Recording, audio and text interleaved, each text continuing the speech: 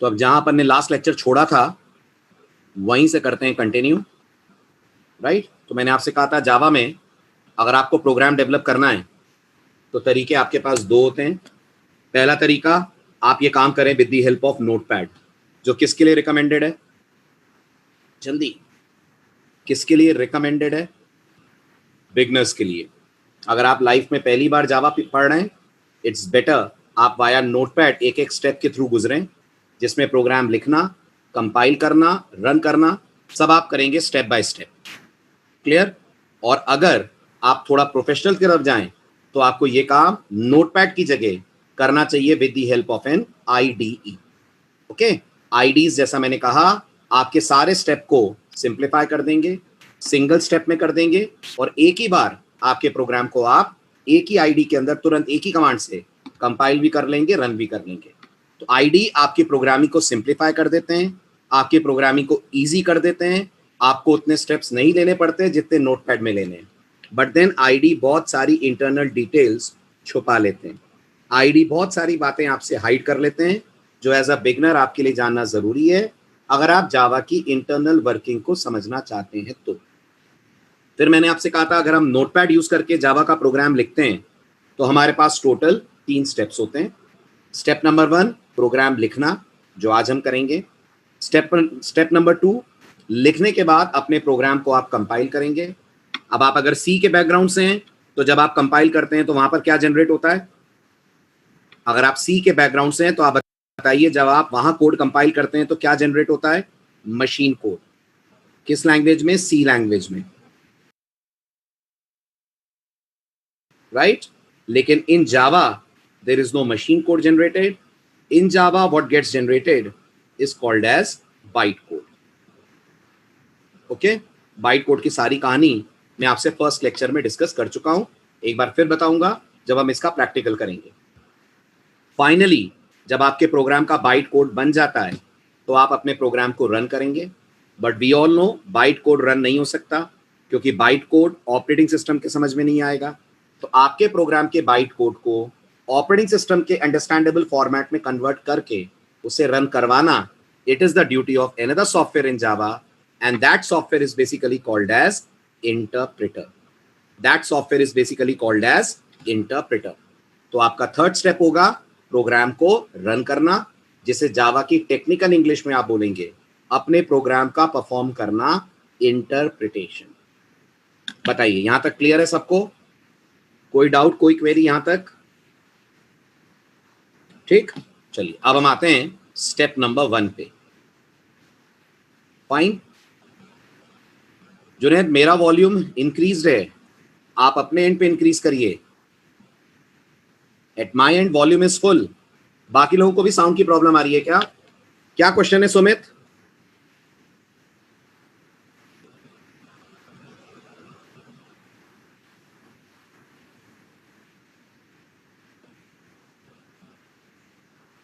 अभी नहीं, बाद में। These all are advance topics. मैंने पहले भी कहा था ना आपसे, आप मेरे से पर्सनली चैट करके पूछ लिया करो।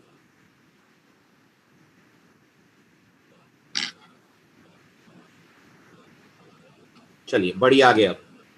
अब आते हैं अपन नेक्स्ट टॉपिक पे। हमारा first Java code, first Java implementation, first Java code अपन लिखते हैं और उसे करते हैं अपन प्रॉपर तरीके से trace. Fine, so this is your first Java program.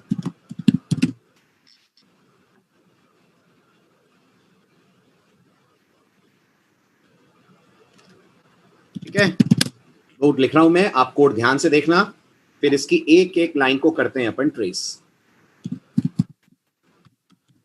पहली लाइन मैंने लिखी क्लास टेस्ट।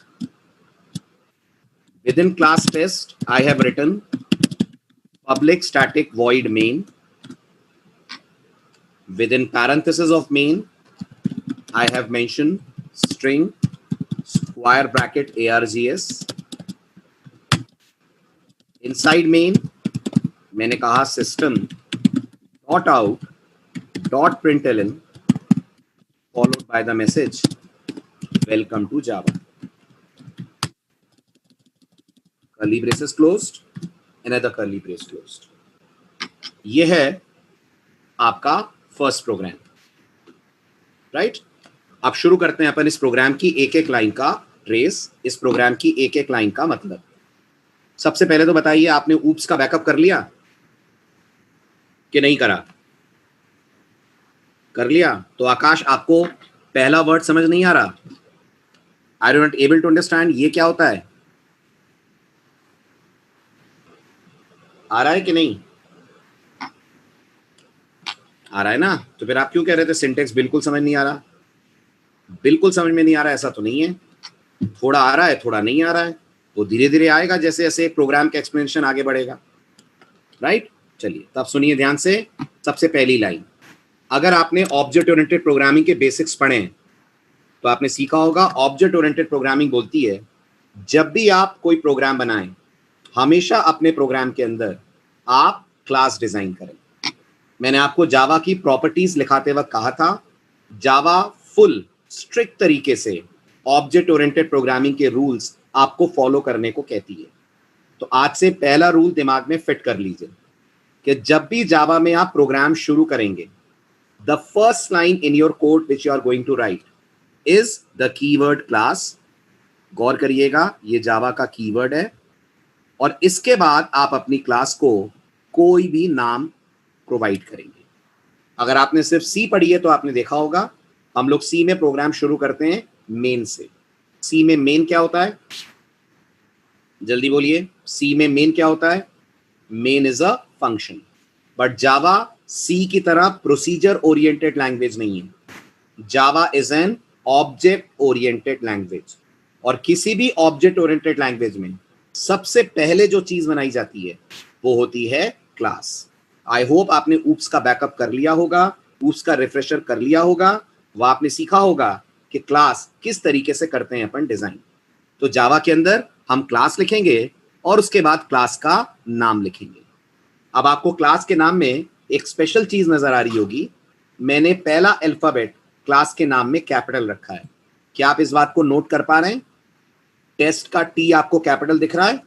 तो जावा के अंदर जब भी हम लोग क्लास बनाते हैं, जावा ये स्ट्रांगली रिकमेंड करती है, जावा ये स्ट्रांगली रिकमेंड करती है कि हम क्लास के पहले अल्फाबेट को हमेशा डिक्लेयर करें इन अपर केस। आई रिपीट, जब भी जावा में हम कोई कोड लिखते हैं, हम क्लास बनाते हैं। क्लास बनाते हैं तो हम क्लास को एक नाम देते हैं। अगर आपको लग रहा है सर क्लास क्या होती है, उम्मीद करता हूं आपने ऊप्स पढ़ी होगी, तो मैं आपको रिकॉल करवा देता हूं। क्लास एक ऐसा ब्लॉक होता है जिसके अंदर हम दोनों चीजें रख सकते हैं, प्रोग्राम में यूज होने वाले वेरिएबल्स और प्रोग्राम में यूज होने वाले फंक्शंस। आई रिपीट, क्लास एक ऐसा ब्लॉक होता है जिसमें हम दोनों चीजें रख सकते हैं, प्रोग्राम में यूज होने वाले वेरिएबल्स भी और प्रोग्राम में यूज होने वाले फंक्शंस भी। तो क्योंकि जावा एक स्ट्रिक्ट ऑब्जेक्ट ओरिएंटेड लैंग्वेज है, तो जावा आपको इजाजत नहीं देती, परमिशन नहीं देती कि आप बिना क्लास के एक लाइन का भी कोड जावा में लिखें। Not even one single line in Java you can write without making use of the keyword class. आप एक वेरिएबल भी डिक्लेयर करेंगे तो भी क्लास की जरूरत पड़ेगी, आप कोई फंक्शन बनाएंगे तो भी क्लास के अंदर बनेगा। जावा की पूरी दुनिया समाई हुई है inside the body of class. अब जावा कहती है जब प्रोग्रामर क्लास का नाम लिखे तो एज सच क्लास का नाम कुछ भी हो सकता है, लेकिन पहला लेटर प्रोग्रामर को क्लास के नाम का रखना चाहिए कैपिटल। अगर आपको लगता है सर मैं नाम कैपिटल से ना शुरू करूं तो कोई दिक्कत नहीं होगी, तो भी कोड आपका चलेगा। बट जावा में याद रखिएगा, जो बातें जावा की तरफ से रिकमेंडेशंस होती हैं उन्हें मानना हमारे लिए जरूरी होता है। नहीं तो कल को जब आप कोई कंपनी ज्वाइन करेंगे, वहां पर आप कोडिंग करेंगे और आप उन गाइडलाइंस को, उन रिकमेंडेशंस को नहीं मानेंगे जो जावा ने दी है, तो सही होने के बावजूद आपका कोड रिजेक्ट हो जाएगा। आपका कोड जब रिव्यू पे जाएगा तो जो आपके सीनियर्स हैं, जो आपके टीम लीड्स हैं, वो आपके कोड को रिजेक्ट कर देंगे, क्योंकि एक टीम में काम करते वक्त बहुत जरूरी है कि हम इंडस्ट्री के स्टैंडर्ड्स को फॉलो करें। और जावा में जो इंडस्ट्री स्टैंडर्ड है वो ये कहता है class names should always begin with upper case letter. Am I clear to everyone? पहला पॉइंट क्लियर हुआ? तो जब भी जावा में आप क्लास बनाएंगे, the first letter should be always in upper case, उसके बाद आप लोअर केस में नाम लिख सकते हैं। अब आइए क्लास के अंदर, तो आपको मेन दिखेगा। उम्मीद करता हूं आपने सी पढ़ी है तो मेन आपको जाना पहचाना लगेगा। बस थोड़ा सा मेन के साथ चीजें आपको यहाँ पर ज्यादा दिख रही हैं। तो सबसे पहले मैं वोकैबुलरी वाइज आपको बता दूं इसमें से आप किसको क्या बुलाएंगे, क्योंकि जावा में प्लीज याद रखिएगा वोकैबुलरीज मैटर अ लॉट। आप क्या बोल रहे हैं, सामने वाला क्या समझ रहा है, वो सब गड़बड़ हो जाएगा अगर आप वोकैबुलरी गलत कर देंगे। तो सबसे पहले मैं आपको ये जो 3 वर्ड्स आपको मेन के आगे दिख रहे हैं उनके नाम बता रहा हूं, किसको क्या बुलाते हैं। चैट विंडो में लिख के बताइए मेन के आगे क्या क्या दिख रहा है। चैट विंडो में लिख के बताइए मेन के आगे क्या क्या दिख रहा है। मेन के आगे आपको 3 कीवर्ड्स नजर आ रहे होंगे। याद रखिएगा ये तीनों के तीनों जावा में कीवर्ड्स हैं, पब्लिक भी, स्टैटिक भी, वॉइड भी। आप सबके नाम सुन लीजिए। अगर कोई आपसे पूछता है ये पब्लिक क्या है, तो हम बोलते हैं ये जावा में कहलाता है एक्सेस मॉडिफायर। अगर आपने C++ पढ़ी होगी तो वहां पर इसको बोलते हैं एक्सेस स्पेसिफायर। जावा में स्पेसिफायर नहीं बोलते हैं, जावा में हम बोलते हैं एक्सेस मॉडिफायर। ये जावा की इंग्लिश है, याद रखिएगा। सेकंड जो आपको दिख रहा है स्टैटिक, वो जावा में कहलाता है नॉन एक्सेस मॉडिफायर। जो आपको स्टैटिक दिख रहा है वो जावा में कहलाता है नॉन एक्सेस मॉडिफायर। और ये जो आपको वॉइड नजर आ रहा है वो जावा के अंदर कहलाता है, आई डोंट थिंक ये आपके लिए नया है, रिटर्न टाइप। सी में भी आपको याद होगा मेन के साथ आप वॉइड लिखा करते थे, जावा में भी हम लोग मेन के साथ वॉइड लिखते हैं। अभी मैंने आपको इनमें से किसी का मतलब नहीं बताया है, अभी सिर्फ वोकैबुलरी बताई है। तो अगर कोई कहता है व्हाट इज पब्लिक, आप बोलोगे public in Java is an access modifier. What is static, आप बोलोगे static in Java is an non access modifier. And what is void, void in Java is called as return type। अब इन तीनों का purpose समझाता हूं, ध्यान से सुनने और समझने की कोशिश कीजिएगा। सबसे पहले वर्ड आता है पब्लिक। अब ये बताइए अगर आपने ऊप्स पढ़ी है तो आपने सीखा होगा क्लास के अंदर 2 तरीके के मेंबर्स होते हैं, एक होते हैं प्राइवेट और एक होते हैं पब्लिक। पढ़ा है आपने ये बेसिक ऊप्स में? पढ़ा है। जल्दी बताइए क्या डिफरेंस होता है बिटवीन प्राइवेट एंड पब्लिक, फटाफट बताएं। How private and public are different than each other. हमने ये पढ़ा है ऊप्स में, things which are private can not be accessed, they can not be accessed from outside the class. जो चीजें private हैं वो क्लास के बाहर से एक्सेस नहीं होती हैं। जो चीजें पब्लिक हैं they can be access from outside the class. जो पब्लिक है वो क्लास के बाहर से एक्सेस हो सकती है, राइट? तो अब आप मुझे बताएं अगर आपने जावा का फर्स्ट लेक्चर मिस ना करा हो तो जावा में आपके प्रोग्राम को रन कौन करता है, कौन जिम्मेदार है आपके प्रोग्राम के एग्जीक्यूशन का? जेवीएम जिम्मेदार है, राइट? अब जब जेवीएम आपके प्रोग्राम को एग्जीक्यूट करता है तो याद रखिएगा जेवीएम आपके प्रोग्राम को रन करना मेन से स्टार्ट करता है, और जेवीएम आपके प्रोग्राम के मेन को तब तक एक्सेस नहीं कर पाएगा जब तक मेन के साथ आप कीवर्ड ना लगाएं पब्लिक। दोबारा से मेरी बात सुनिएगा, आपके प्रोग्राम का जावा में एग्जीक्यूशन बिल्कुल सी की तरह मेन से स्टार्ट होता है। याद कीजिए सी में मेन को कॉल कौन करता है, जल्दी बताइए। सी में मेन को कॉल कौन करता है? Operating system. जावा में मेन को कॉल ऑपरेटिंग सिस्टम नहीं करता है, जावा में मेन को कॉल करता है जेवीएम। और जेवीएम इतना ईमानदार, इतना ऑनेस्ट सॉफ्टवेयर है कि जेवीएम कहता है मैं क्लास के अंदर की चीजें कैसे एक्सेस कर पाऊंगा जब तक प्रोग्रामर उसके आगे कीवर्ड ना लगाए पब्लिक। तो अगर कोई पूछता है जावा में मेन को पब्लिक क्यों करते हैं, तो हम लोग अपने लिए मेन को पब्लिक नहीं कर रहे हैं, हम मेन को पब्लिक इसलिए करते हैं जिससे जेवीएम मेन को एक्सेस कर पाए, जेवीएम मेन को कॉल कर पाए। मेन अपने आप में एक फंक्शन है, फंक्शन को कॉल करा जाता है, तो जेवीएम मेन को कॉल नहीं कर सकता जब तक आप मेन के आगे कीवर्ड ना लगाएं पब्लिक। इतना कहने और सुनने के बाद भी अगर आप मेरे से ये कहते हैं कि सर मैं पब्लिक ना लगाऊं तो क्या होगा, मैंने आपकी सारी बात समझ ली, आप तो बताइए पब्लिक ना लगाऊं तो क्या होगा। तो प्लीज गौर से सुनिएगा, ये जावा का बहुत इंपॉर्टेंट इंटरव्यू क्वेश्चन है। अगर आपने मेन के आगे पब्लिक नहीं लगाया तो जावा का प्रोग्राम जब आप कंपाइल करेंगे तो कोई एरर नहीं आएगी, कोई एरर नहीं आएगी। लेकिन याद रखिएगा, जब आप रन करेंगे तो JVM एरर देते हुए प्रोग्राम रन करने से मना कर देगा और आपसे बोलेगा आपने मेन को पब्लिक नहीं करा है, तो मैं मेन को एक्सेस नहीं कर सकता। मैं पूरी कहानी फिर समराइज कर रहा हूं। अगर कोई कहता है मेन के आगे पब्लिक क्यों लगाते हैं, जवाब, मेन के आगे पब्लिक प्रोग्रामर अपनी इच्छा, अपनी खुशी से नहीं लगा रहा है, मजबूरी में लगा रहा है। कैसी मजबूरी?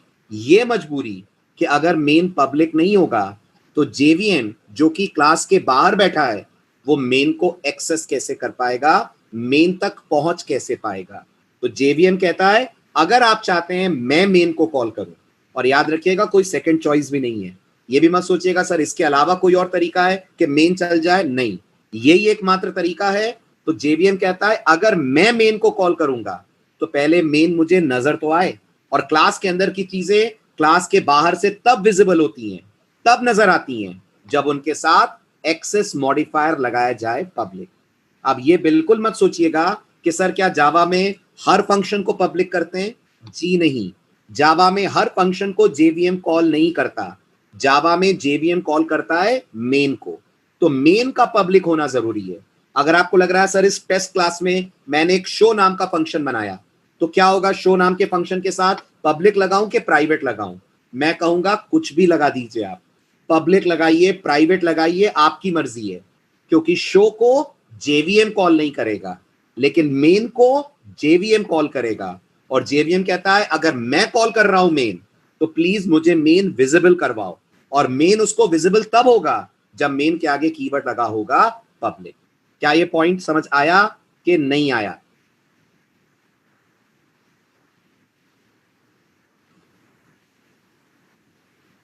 Is this point clear to everyone? नहीं दीपक, मैं आ रहा हूं, हेडर फाइल्स के कॉन्सेप्ट पे अभी आता हूं। जावा में हेडर फाइल की जगह पैकेजेस होते हैं, ठीक है। चलिए अब अगला सवाल सुनिए, ठीक है, एक बेसिक सा सवाल। सवाल यह है कि अगर हम लोग हमारे प्रोग्राम में मेन के आगे से पब्लिक हटा देते हैं तो क्या ये प्रोग्राम कंपाइल होगा? वेरी गुड, ये प्रोग्राम 100% कंपाइल होगा। बस दिक्कत ये है कि हमारा प्रोग्राम रन नहीं होगा, हम एग्जीक्यूट नहीं कर पाएंगे। मैं इन सब का प्रैक्टिकल आपको परसों दिखाऊंगा। आज सिर्फ थ्योरेटिकल ये आप एक एक चीज को सुनकर दिमाग में नोट कर लीजिएगा।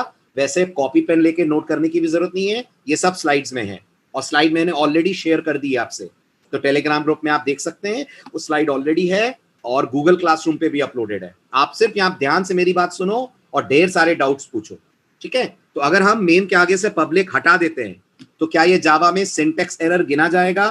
तो जवाब है नहीं, ये जावा में सिंटैक्स एरर नहीं है। बट हाँ, अगर मेन के आगे पब्लिक नहीं लगाया तो प्रोग्राम एग्जीक्यूट नहीं होगा, ठीक है। अब मुझसे एक स्टूडेंट ने इस टॉपिक पे एक सवाल पूछा था, मुझे अच्छा लगा तो मैं आपसे वो सवाल पूछता हूं। उसने मुझसे पूछा कि सर सी लैंग्वेज में हम मेन के आगे पब्लिक नहीं लिखते हैं, जावा में क्यों लिखना पड़ता है? क्या आप जवाब देंगे? सी में तो मेन के आगे पब्लिक नहीं लिखा जाता, जावा में क्यों लिखते हैं? तो बहुत सिंपल सा जवाब है, सी लैंग्वेज में मेन क्लास के अंदर नहीं होता है। सी लैंग्वेज में क्लास का कॉन्सेप्ट नहीं होता है, याद कीजिए, मेन ऑलरेडी क्लास के बाहर होता है। और जो चीजें क्लास के बाहर हैं, दिमाग लगाइए, जो चीजें क्लास के बाहर हैं वो कब से प्राइवेट होने लगी? वो तो वैसे भी बाय डिफॉल्ट पब्लिक होंगी ना, मानते हैं? प्राइवेट और पब्लिक तो क्लास कहती है ना, जब क्लास ही नहीं है तो किस बात का प्राइवेट और किस बात का पब्लिक?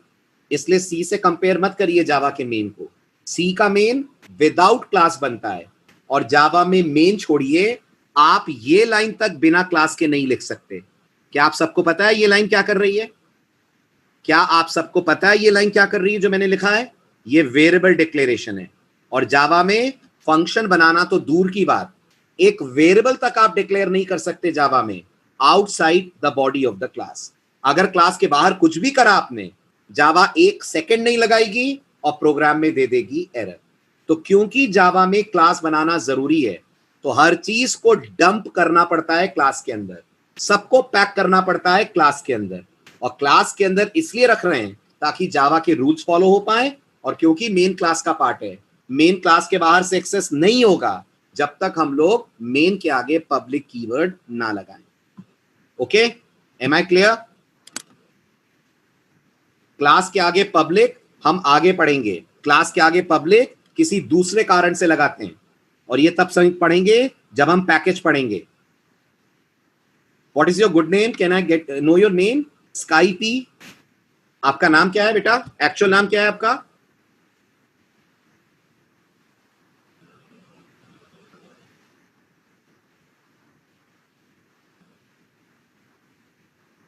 आकाश, राइट। तो आकाश, क्लास के आगे पब्लिक कब लगाते हैं ये हम लोग पैकेज चैप्टर के दौरान सीखेंगे। Okay, done. चलिए बढ़ते हैं आगे। तो ये हुई पहली स्टोरी डिस्कस कि जावा में मेन के आगे पब्लिक क्यों लगाते हैं। यहां तक किसी को डाउट तो नहीं है? आगे बढ़ूं? शैल आई प्रोसीड? चलिए आप बहुत ज्यादा ध्यान से सुनना। अब और एक इंपॉर्टेंट कॉन्सेप्ट है, जावा में मेन के आगे स्टैटिक क्यों लगाते हैं। अब ये स्टैटिक का चक्कर क्या है ये समझाने के लिए मुझे आपको छोटा सा ऊप्स का एक कॉन्सेप्ट रिवाइज कराना पड़ेगा। आई होप आपने पढ़ा तो होगा, बट कोई बात नहीं, अगर नहीं भी पढ़ा है, सिर्फ क्लास और ऑब्जेक्ट पढ़ा है, तो भी जो मैं बता रहा हूं वो आपको बहुत अच्छे समझ में आएगा, और नहीं आया तो प्लीज चैट विंडो में पूछिएगा जरूर। ठीक है, एक सिनेरियो सुनिए। इमेजिन करिए मेरे पास एक ए नाम की क्लास है, सपोज करिए, और कौन सी लैंग्वेज यूज कर रहे हैं? फिलहाल मैं आपको C++ में कुछ चीजें समझा रहा हूं। तो मेरे पास ए नाम की एक क्लास है। इस ए नाम की क्लास के अंदर मेरे पास एक शो नाम का मेंबर फंक्शन है, और कुछ कोड है उसके अंदर। क्या कोड है हमें उससे कोई मतलब नहीं है। बताइए, जितना लिखा उतना समझ में आया आपको कि नहीं आया? समझ में आया? ये क्लास का नाम हो गया, ओके। और ये जो शो आप देख रहे हैं, C++ अगर आपने पढ़ी हो तो इसे बुलाते हैं क्लास का मेंबर फंक्शन। अब आपसे मैं पूछता हूं, मुझे इस शो नाम के फंक्शन को कॉल करना है, मुझे इस शो नाम के फंक्शन को कॉल करना है। बताओ मैं मेन में आकर क्या लिखूंगा? तो आप सबने अगर बेसिक्स पढ़े और आपका भी रिवीजन ऊप्स का चल ही रहा है, तो बताइए मेरा पहला स्टेप क्या होगा? बहुत बढ़िया आकाश, बहुत बढ़िया। हमें ए क्लास का बनाना पड़ेगा ऑब्जेक्ट, हमें ए क्लास का क्रिएट करना पड़ेगा ऑब्जेक्ट, राइट? जो हम लोग C++ में ऐसे करते हैं, ए ओबीजे, ओके। और उसके बाद फिर हम लोग लिखते हैं obj.show। बताइए ये क्लियर हुआ पॉइंट कि नहीं हुआ? क्लियर हुआ कि नहीं हुआ? आर यू गेटिंग दिस और नॉट? क्लियर हुआ? ठीक। अब मैं आपसे कहता हूं, मैं नहीं चाहता कि मैं ए क्लास का ऑब्जेक्ट बनाऊं। मुझे नहीं बनाना एक ऑब्जेक्ट। क्या कोई तरीका है कि मैं इस शो को बगैर ऑब्जेक्ट के एक्सेस कर लूं? मैं नहीं चाहता कि मैं ए क्लास का ऑब्जेक्ट बनाऊं। क्लास है फिर भी मैं उसका ऑब्जेक्ट नहीं बनाना चाहता, बिना ऑब्जेक्ट के शो को एक्सेस या कॉल करना चाहता हूं। तो ऊप्स कहती है हाँ है, ऊप्स कहती है हाँ है एक सॉल्यूशन। अगर तुम चाहते हो कि तुम शो को बिना ऑब्जेक्ट के कॉल कर पाओ, तो एक कीवर्ड होता है, हम ज्यादा डिटेल में नहीं जा रहे हैं, सिर्फ आपको ओवरव्यू दे रहा हूं। याद रखिएगा इस कीवर्ड पे 3 दिन मैं आपको जावा में टॉपिक पढ़ाऊंगा, जब हम स्टैटिक कीवर्ड डिटेल में पढ़ेंगे। अभी बस इतना सुन लीजिए कि आपको बेसिक आइडिया लग जाए कि मेन के साथ स्टैटिक क्यों लगाए। तो ऊप्स कहती है अगर हम शो को कॉल करना चाहते हैं विदाउट क्रिएटिंग एनी ऑब्जेक्ट, तो हमें शो के आगे कीवर्ड लगा देना चाहिए which is called as static. अगर हमने शो को स्टैटिक कर दिया तो फिर ये बंधन, ये जबरदस्ती, ये रेस्ट्रिक्शन हटा दिया जाता है लैंग्वेज की तरफ से कि हमको क्रिएट करना पड़ेगा ऑब्जेक्ट। अब हम शो को कैसे कॉल कर पाएंगे? अब हम शो को बगैर ऑब्जेक्ट के कॉल कर सकते हैं। क्या नहीं बनाना पड़ेगा? ए क्लास का नहीं बनाना पड़ेगा अपन को ऑब्जेक्ट। बताइए ये पॉइंट क्लियर हुआ कि नहीं हुआ? ये पॉइंट समझ में आया? चलिए अब वापस लौटिए जहां से आए थे। अब मुझे बताइए ये जो मेन नाम का फंक्शन आपको दिख रहा है, इसे कॉल आप करेंगे कि इसे कॉल जेवीएम करेगा? इसे कॉल अपन लोग करेंगे कि ये जेवीएम द्वारा कॉल होगा? जेवीएम द्वारा कॉल होगा, राइट। और जेवीएम कहता है मैं नहीं चाहता कि मैं आपकी टेस्ट क्लास का ऑब्जेक्ट क्रिएट करूं मेन को कॉल करने के लिए। आप इसे जेवीएम का आलसीपन मान सकते हैं, आप इसे जेवीएम की लेजीनेस मान सकते हैं, या जबरदस्ती मान सकते हैं, जो भी मान लीजिए, बट ये जावा का रूल है। जेवीएम कहता है मैं नहीं चाहता कि मैं टेस्ट क्लास का ऑब्जेक्ट क्रिएट करूं मेन को कॉल करने के लिए। इनकेस आपको लग रहा है सर क्यों ऐसा क्यों हुआ, तो मैं आपको हिंट दे देता हूं, हल्का सा हिंट दे देता हूं। जावा में ऑब्जेक्ट बनाना बहुत कम्बरसम, बहुत हैवी प्रोसेस होता है as compare to C plus plus. Java में जब ऑब्जेक्ट बनता है ढेर सारी एक्टिविटीज होती हैं। तो जेवीएम का ये सोचना है कि मुझे बस एक मेथड कॉल करना है, मुझे बस एक मेथड कॉल करना है। कौन सा जल्दी बताइए? मेन। जेवीएम कहता है मुझे बस एक मेथड कॉल करना है, मेन। इस एक मेथड के लिए क्यों इतनी मेहनत करूं कि जबरदस्ती टेस्ट क्लास का मैं ऑब्जेक्ट बनाऊं?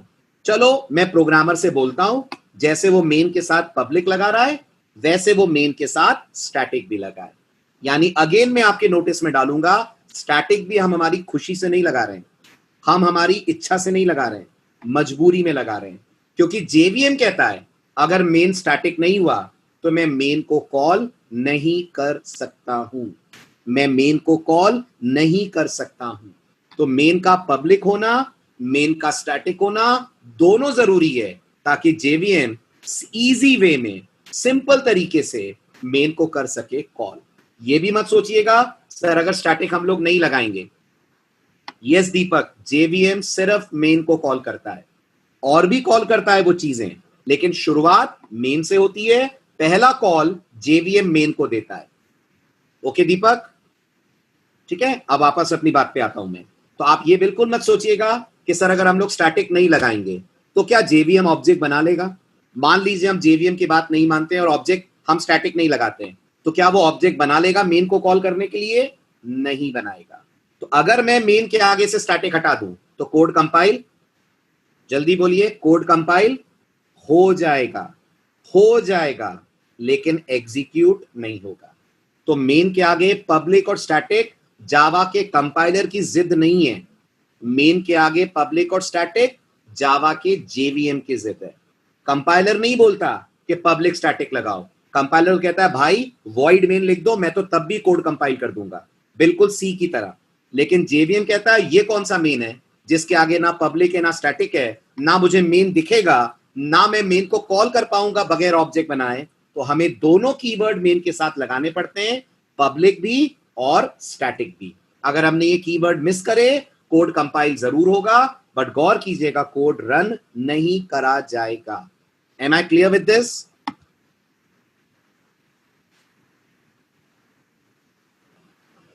ठीक है। पैकेज के बारे में आकाश आगे बात करेंगे अपन। मैंने आपसे बार बार बोला ना, क्लास के साथ पब्लिक लगाना, पैकेज नाम का कॉन्सेप्ट, ये हम लोग आगे पढ़ेंगे।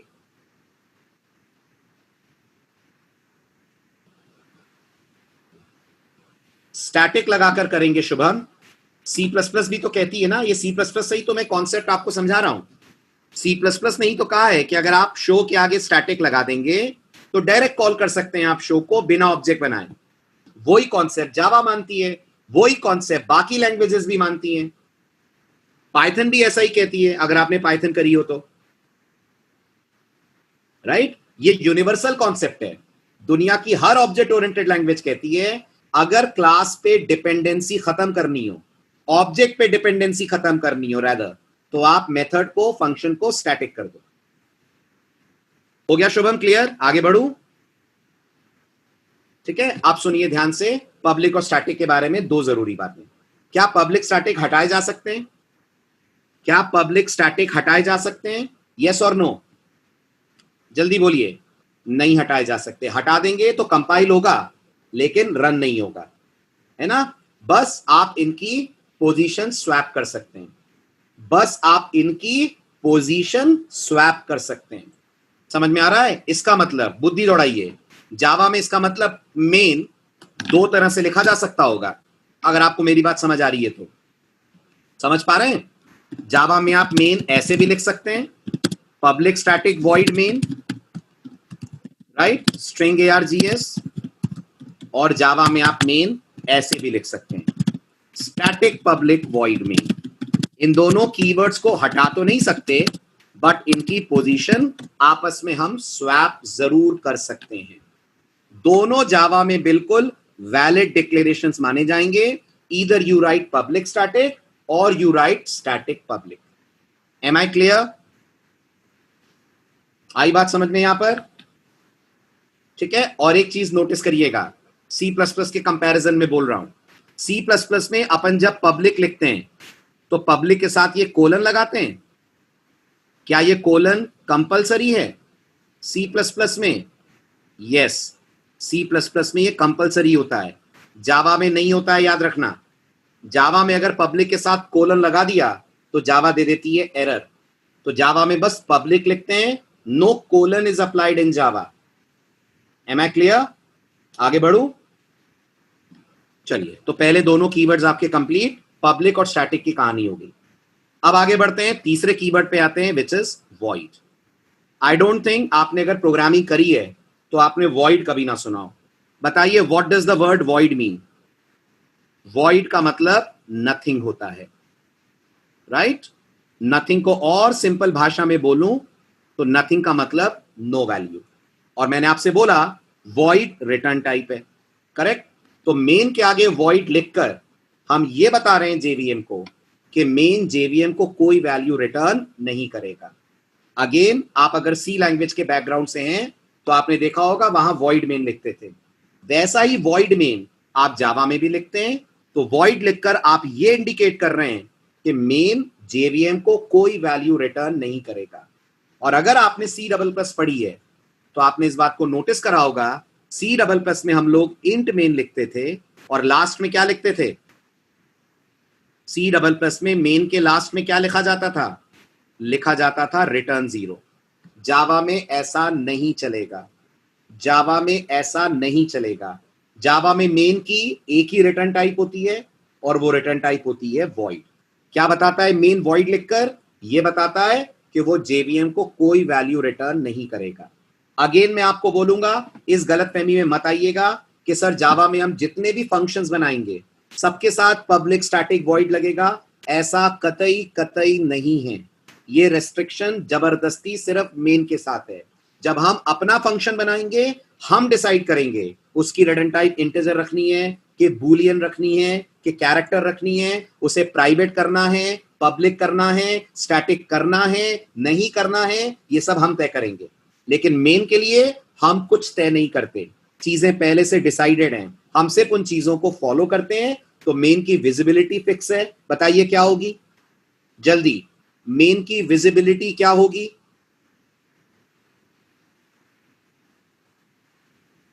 फटाफट। सिर्फ 4 लोगों को नहीं पढ़ा रहा हूं मैं, इतने सारे स्टूडेंट्स लॉग्ड इन हैं, जवाब सिर्फ 4 लोग देंगे तो कैसे काम चलेगा? मेन की विजिबिलिटी हमेशा पब्लिक होगी, हमेशा मतलब हमेशा। आज आप पहली बार जावा पढ़ रहे हैं, कभी एडवांस जावा, एंड्रॉइड कुछ भी पढ़ेंगे, सब में आपको आगे लगा हुआ दिखेगा पब्लिक।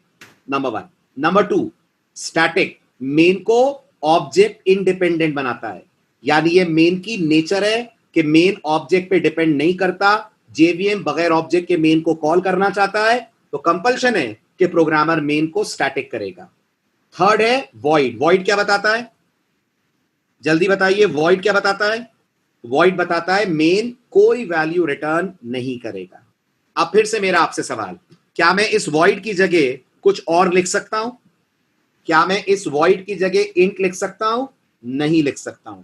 लिख दिया तो क्या होगा? सेम जवाब है, कोड कंपाइल होगा लेकिन एग्जीक्यूट नहीं होगा। आपको हर हाल में मेन के लिए पब्लिक भी लिखना पड़ेगा, स्टैटिक भी लिखना पड़ेगा, वॉइड भी लिखना पड़ेगा। और याद रखिएगा, वॉइड की जगह भी नहीं बदली जा सकती, वॉइड की जगह नहीं बदली जा सकती। वॉइड अपनी जगह पे फिक्स रहेगा, बस पब्लिक स्टैटिक इंटरचेंज करे जा सकते हैं। बताइए क्लियर हुआ? बढ़ू आगे?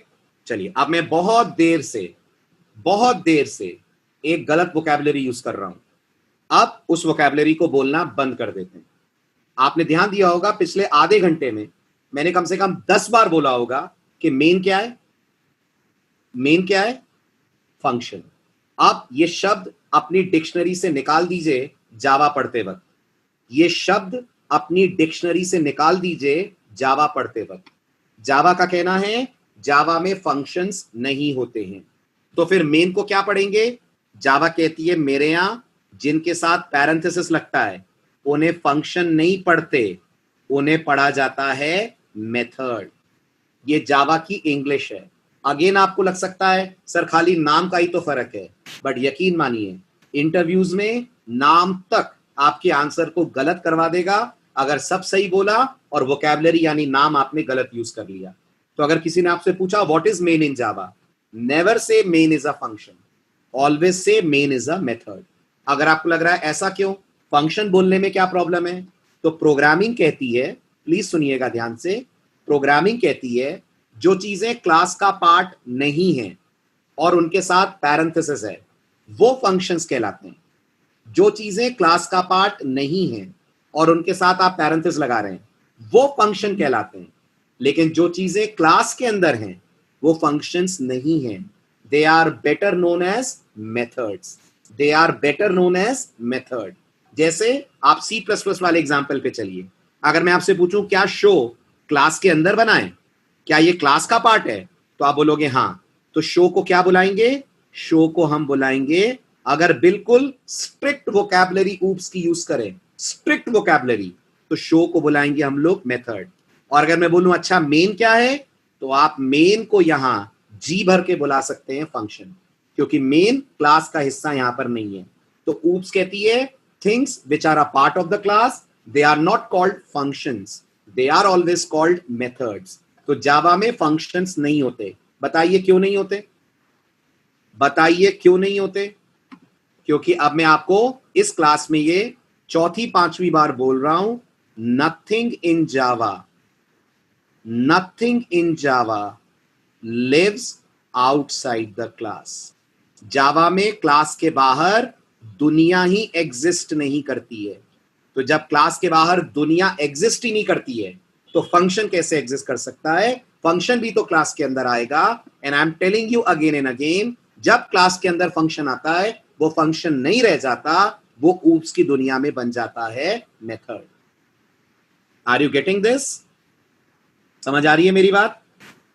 अच्छे से क्लियर हो रहा है, राइट? तो सी में मेन क्या है? सी में मेन क्या है? फंक्शन।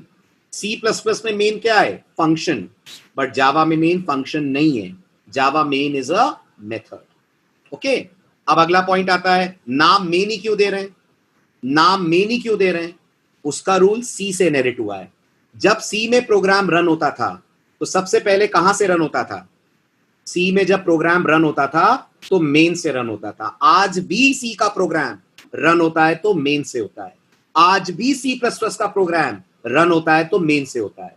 जावा भी मानती है आज भी जावा का प्रोग्राम अगर रन होता है तो मेन से होता है। विदाउट मेन आप जावा में प्रोग्राम एग्जीक्यूट नहीं कर सकते। तो मेन से प्रोग्राम का एग्जीक्यूशन स्टार्ट होता है, तो आपको नाम तो मेन ही देना पड़ेगा। कोई और नाम दिया तो कोड कंपाइल कंप्लीट करो, कोई और नाम दिया तो कोड कंपाइल हो जाएगा, एग्जीक्यूट नहीं होगा। अगर मैंने वहां मेन की जगह सचिन लिख दिया, अगर मैंने लिख दिया public static void Sachin, compiler code compile कर देगा, लेकिन जेवीएम बोलेगा कौन सचिन, कैसा सचिन? मुझे तो प्रोग्राम स्टार्ट मेन से करना है and I am not able to find main, तो मैं कोड रन ही नहीं करूंगा। जावा प्रोग्राम को मेमोरी में लोड ही नहीं करेगी जब तक उसे आपकी क्लास में नजर नहीं आएगा the method whose name should be main, main. Am I clear with this? Right? और जावा केस सेंसिटिव है, जावा केस सेंसिटिव है, यस बिल्कुल सी और C++ की तरह जावा केस सेंसिटिव है। तो मेन, चारों लेटर मेन के होने चाहिए लोअर केस में, चारों लेटर मेन के होने चाहिए लोअर केस में। समझ रहे हैं सब लोग मेरी बात? Everyone is getting this point?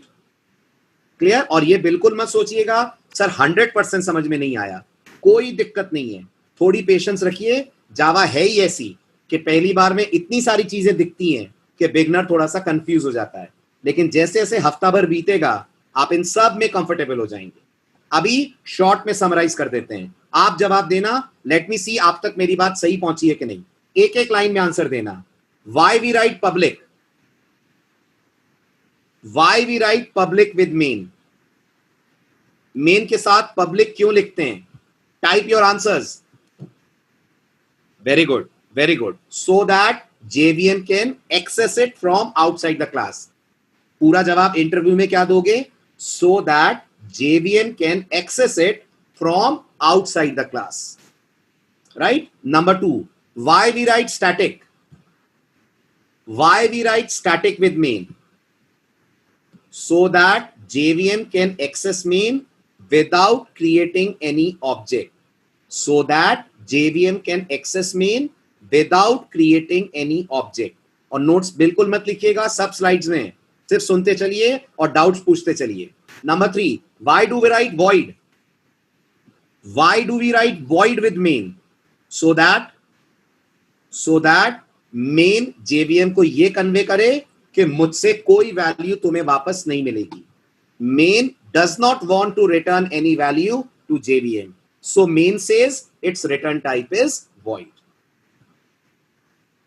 okay, and by the way, what is main? चौथा question, what is main? it is a method। और खासियत क्या है इसकी? खासियत क्या है? ये आपके प्रोग्राम का एंट्री पॉइंट है। किस बात का एंट्री पॉइंट?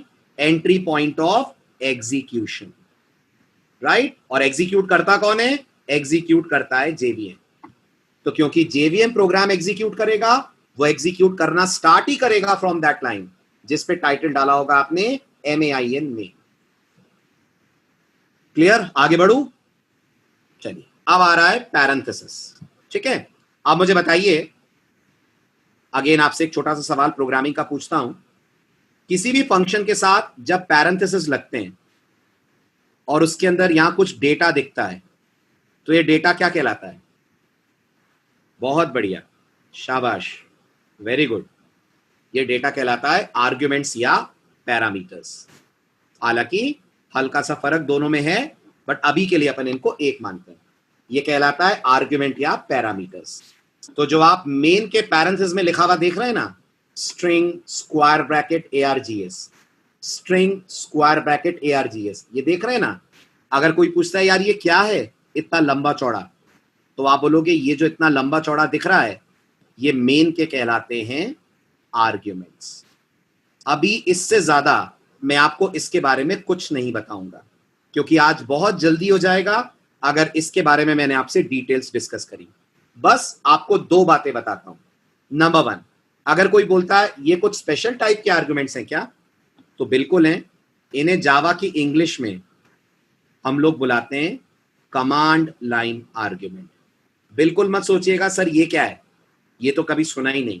ये आप अगले हफ्ते सुनेंगे जब मैं जावा में आपको पहली बार यूजर से इनपुट लेना सिखाऊंगा।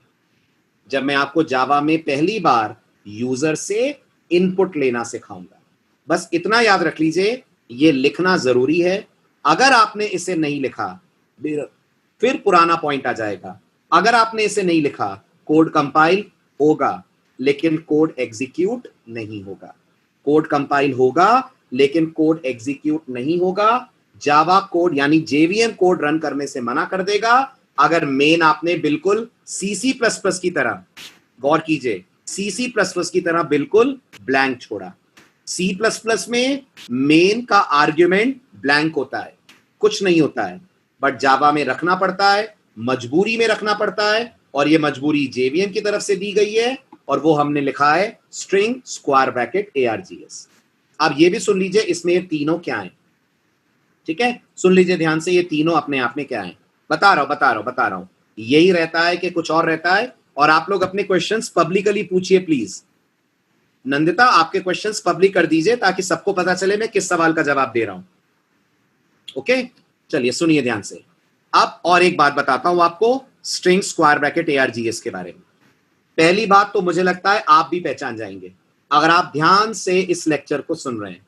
गौर से देखिए, स्ट्रिंग का S कैपिटल है। कुछ याद आ रहा है? आज ही पढ़ा है आपने लेक्चर की शुरुआत में। अगर किसी का नाम कैपिटल लेटर से स्टार्ट हो तो वो जावा में एक क्लास है। तो सबसे पहली चीज, इफ समवन सेज स्ट्रिंग क्या है, इफ समवन सेज ये स्ट्रिंग क्या है, आप बोलेंगे ये जावा में एक प्री डिफाइंड क्लास है। ओके, प्री डिफाइंड का मतलब समझ रहे हैं? प्री डिफाइंड का मतलब समझ रहे हैं? हमने नहीं बनाई है, the class is already present in Java, ये पहले से है, राइट? देन मुझे लगता है आपने सी पढ़ी है तो इस सिंबल को पहचानते होंगे, स्क्वायर ब्रैकेट को पहचान रहे हैं कि नहीं पहचान रहे हैं? पहचान रहे हैं? स्क्वायर ब्रैकेट क्या बताता है? शाबाश, एरे। तो अगर मैं आपसे पूछूं ये क्या है पूरा, स्ट्रिंग स्क्वायर ब्रैकेट ARGS, तो आप बोलोगे सर ये जावा में कहलाता है स्ट्रिंग का एरे, ये जावा में स्ट्रिंग का एरे है। अभी बिल्कुल मत सोचिएगा सर ये क्यों लिख रहे हैं, इसका क्या फायदा है, एक हफ्ता रुकिए, सब कुछ समझ में आएगा जब हम जावा में डिस्कस करेंगे यूजर से इनपुट कैसे लेना है। ओके, तब तक के लिए बस एक बात याद रखिएगा, नंबर 1 ये लिखना पड़ेगा। नंबर 2 मुझसे पूछा गया है क्या यही लिखते हैं, अब इसका जवाब हाँ और ना दोनों है। यही में आपको फ्रीडम है, आप ARGS की जगह कोई भी नाम लिख सकते हैं, आप ARGS की जगह कोई भी नाम लिख सकते हैं। अगर आपको लगता है सर मैं वहां भोपाल लिख दूं तो चलेगा, बिल्कुल चलेगा, स्ट्रिंग स्क्वायर ब्रैकेट भोपाल भी काम करेगा। नंबर 2 जो एरे का नाम है और जो स्क्वायर ब्रैकेट है वो इंटरचेंज हो सकते हैं, जो एरे का नाम है और स्क्वायर ब्रैकेट है वो इंटरचेंज हो सकते हैं। क्या नहीं बदल सकता? ना तो स्क्वायर ब्रैकेट हटा सकते हैं और ना स्ट्रिंग की जगह कोई और नाम आप लिख सकते हैं। आपको लग रहा है सर स्ट्रिंग की जगह इंटीजर लिख दूं, कैरेक्टर लिख दूं, नहीं लिख सकते। स्ट्रिंग मतलब स्ट्रिंग, कोई और नाम लिखेंगे तो कोड कंपाइल होगा लेकिन एग्जीक्यूट नहीं करा जाएगा। बताइए समझ आया कि नहीं आया? आया?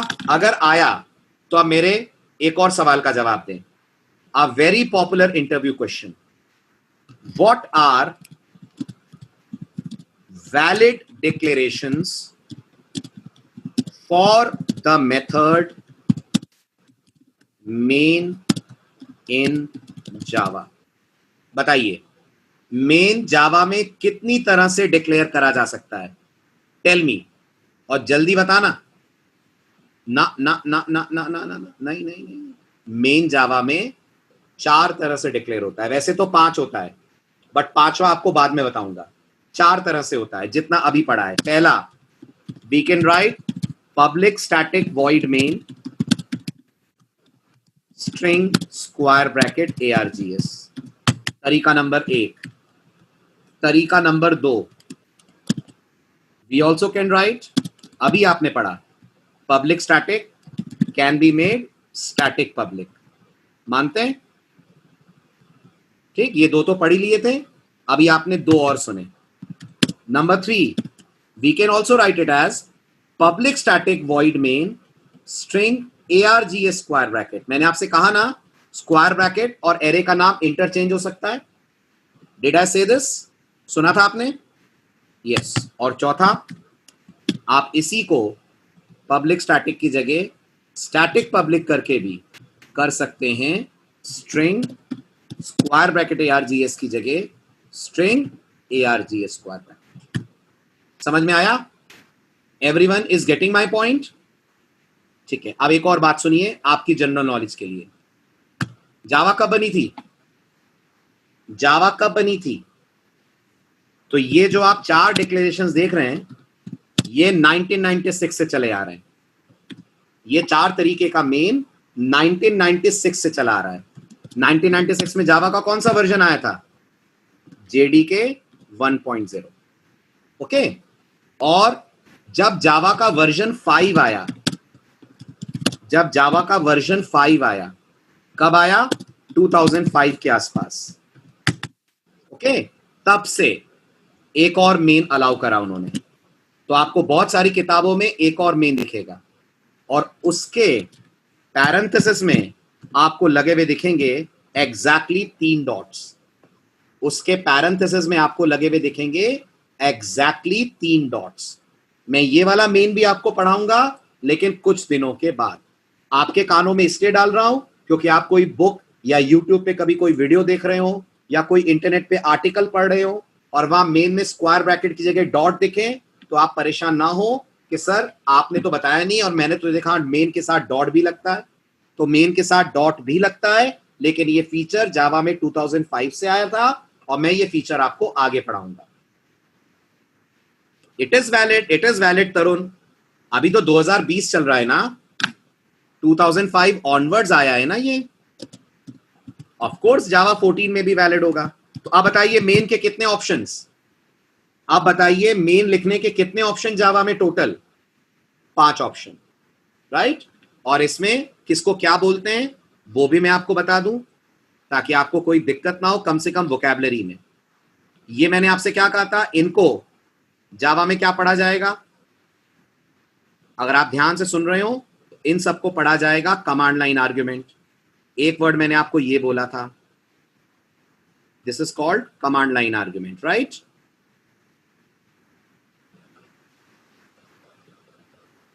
अब इसका मतलब क्या है वो छोड़ दीजिएगा, है ना। और ये वाला जो आप स्टाइल देख रहे हैं 3 डॉट वाला, ये जावा में कहलाता है वेरिएबल लेंथ आर्ग्यूमेंट। बिल्कुल मतलब समझने की कोशिश नहीं करना, फॉरगेट दैट, वो एक हफ्ते बाद। अभी सिर्फ आप इंग्लिश सुधारिए अपनी, राइट। तो व्हाट इज पब्लिक, जल्दी बताओ, जल्दी जल्दी। Access modifier. What is static? What is static? Non access modifier. What is void? What is void? Return type. What is main? What is main? Method name. What is string? What is string? Class name. What is ARGS? Array name. ARGS is array name. और ये पूरा क्या है? This complete is command line argument. Am I clear with this? आगे बढ़ू, चलिए लौटिए। जावा में industry में अगर आगे जाना है तो बहुत कुछ पढ़ना पड़ेगा अभिनव, बहुत कुछ पढ़ना पड़ेगा जावा में। अभी तो पहला स्टेप है, मैं कभी फुर्सत में आपको बताऊंगा, है ना।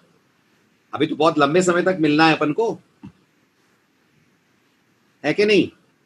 तो बताता चलूंगा, अभी अपन कंप्लीट कर लेंगे को ये वाला पार्ट, फिर बताऊंगा मैं आपको।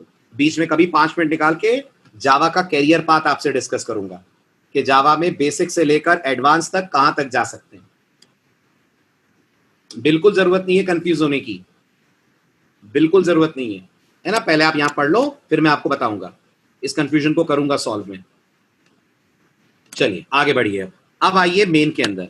अभी बताइए जावा में मेन क्या है? एक बार फिर से, क्या है मेन? मेथड है, राइट। और आपको पता होगा हर मेथड की बॉडी होती है, हर मेथड की बॉडी होती है। ये देखिए, ये अगर मैं पूछूं ये क्या है तो आप ये बोलोगे सर ये शो की आप बॉडी लिख रहे हैं, होती है ना। ऐसे जावा में अब आप मेन की बॉडी लिख रहे हैं जो करली ब्रेस से ओपन होगी, करली ब्रेस से क्लोज होगी। इसमें तो कोई डाउट नहीं है। सी में भी आप मेन में करली ब्रेस लगाते थे, जावा में भी आप मेन में लगाएंगे करली ब्रेस। अब मेन के अंदर आ रहा है system dot out dot println. इसमें 2 आपको पता है, मुझे 100% विश्वास है अगर आप आज का लेक्चर गौर से सुन रहे हैं तो 2 चीजें आपको पता है। बताइए सिस्टम क्या है? कैपिटल लेटर से नाम शुरू हो रहा है, शाबाश।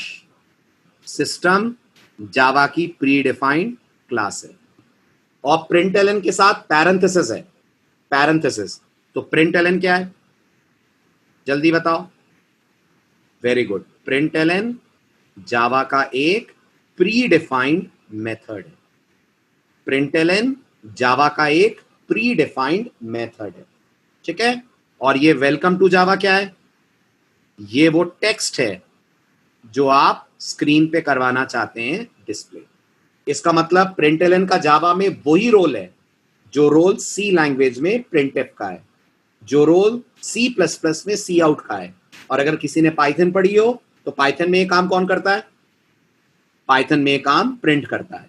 तो जो रोल पाइथन में प्रिंट का है, जो रोल सी में प्रिंट एफ का है, वो रोल जावा के अंदर प्रिंट एलएन का है। एलएन क्यों लगा है ये मैं आपको अगले लेक्चर में बताऊंगा। प्रिंट एलएन में एलएन क्या बता रहा है वो आप अगले लेक्चर में पढ़ेंगे। अभी बस इतना याद कर लीजिएगा, सी में आपने बैकस्लैश एन पढ़ा है? क्या सभी लोगों ने बैकस्लैश एन पढ़ा है सी लैंग्वेज में? क्या करता है ये बैकस्लैश एन? आपको न्यू लाइन देता है। ऐसा ही कुछ जावा में करता है प्रिंट एलएन, है ना? तो इस एलएन के पीछे कहानी है, वो कहानी आपसे वेंसडे डिस्कस करूंगा। अभी फिलहाल आगे बढ़ते हैं। अब ये पूरी लाइन से हो क्या रहा है? System dot out dot print LN. तो इस पूरी लाइन से आप स्क्रीन पे जो टेक्स्ट लिखना है वो टेक्स्ट यहां पे पास कर रहे हैं। अब आता है सर ये आउट कौन है? ठीक है, तो सुनिएगा ध्यान से। आम बोलचाल में इस आउट को हम ऑब्जेक्ट बुला सकते हैं, बट मैं आज बहुत स्पेशल ध्यान वोकैबुलरीज पे दे रहा हूं आपके साथ, तो आप इसे एग्जैक्टली ऑब्जेक्ट नहीं बुलाते हैं।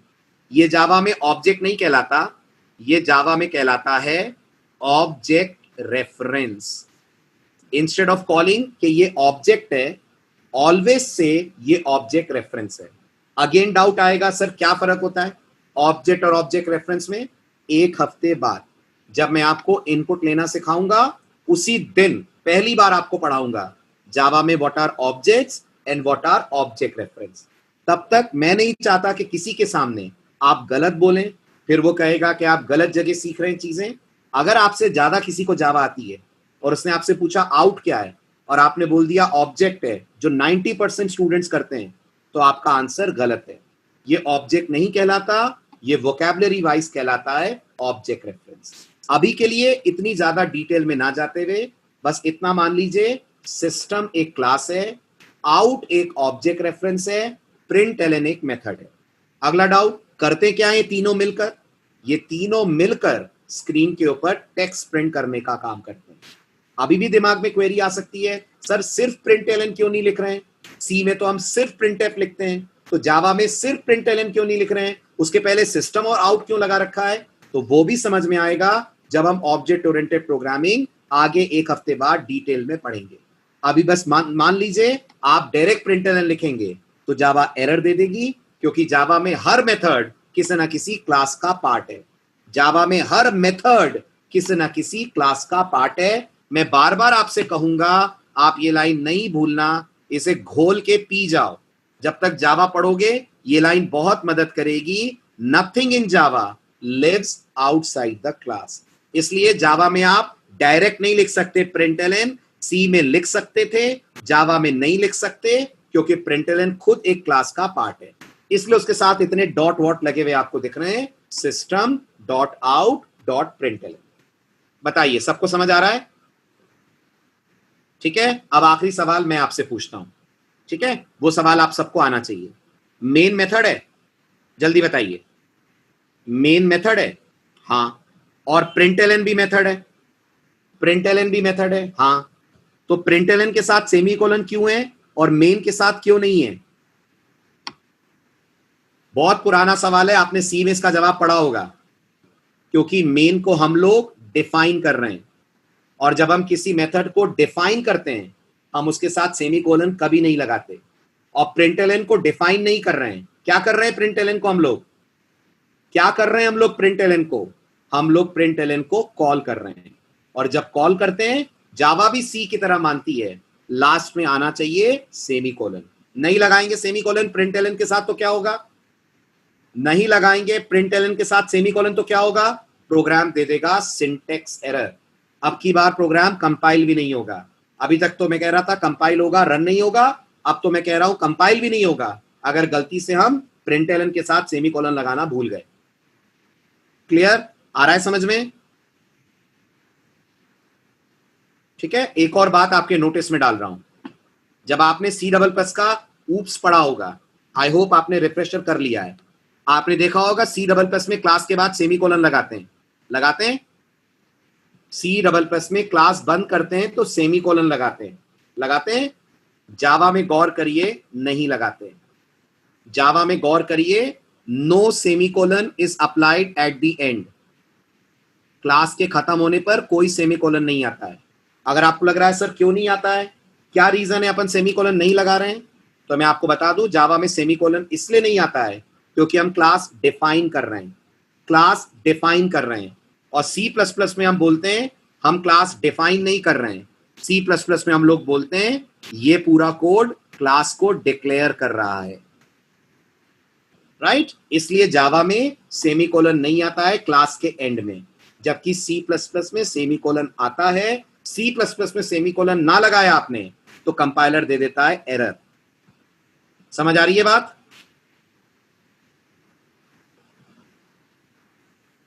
जितनी जगह मेन मेथड को चाहिए, जावा जितनी जगह मेथड्स के लिए रखेगी उतनी स्पेस लेगा। और आपको लग रहा है एक भी वेरिएबल नहीं बना है, क्यों? ARGS नहीं बना है सुमित? ARGS वेरिएबल नहीं है, तब फिर ये सब चीजें अपन आगे पढ़ेंगे। फाइन, हो गया क्लियर? आगे बढ़ें। डन। तो ये आपका फर्स्ट स्टेप कंप्लीट हुआ।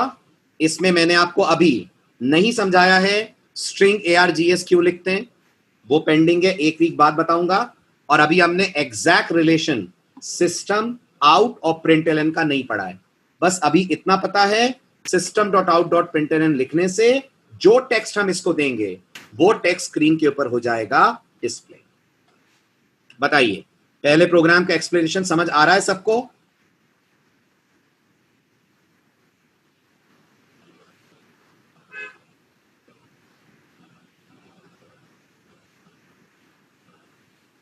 Clear? No queries, no issues? ठीक, अब आइए आप वेंसडे कराऊंगा मैं आपको इसको सेव करना, कंपाइल करना और रन करना।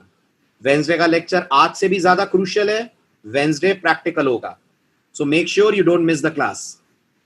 पब्लिक और बता दूं एक बार, सत्यम आपने ऊप्स पढ़ी है?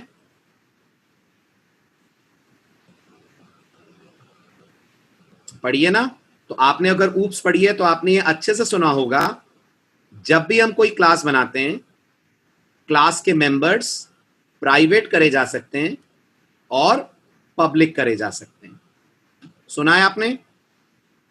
प्राइवेट करने का मतलब है आप इन्हें एक्सेस नहीं कर सकते, not accessible from outside the class. Class के बाहर से इन्हें एक्सेस करना पॉसिबल नहीं है।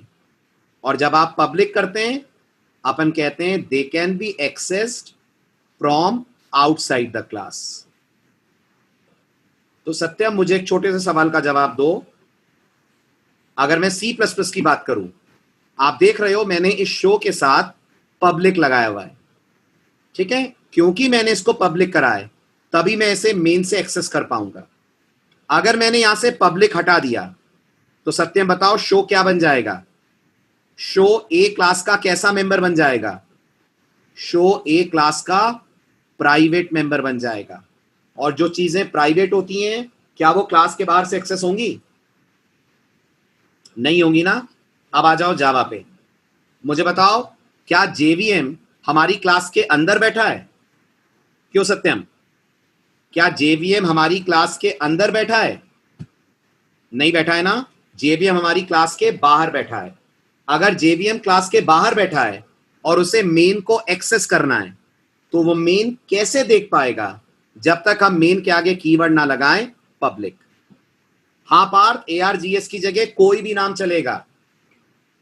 ओके पार्थ, आप ये नहीं सोचे कि नाम ARGS ही देना है। ये जो 4 स्टाइल्स मैंने आपको दिखाए, इनमें आप आराम से ARGS की जगह कोई भी नाम दे सकते हैं। Even I can write Parth, no harm in this.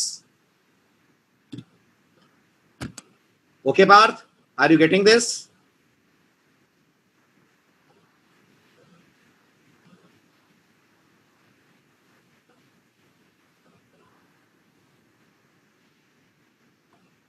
Right? ये सिर्फ नाम है, it could be anything, doesn't matter कि यहां पर आप कोई वर्ड लिखें। हाँ जी अभिनव बोलिए, क्या डाउट है?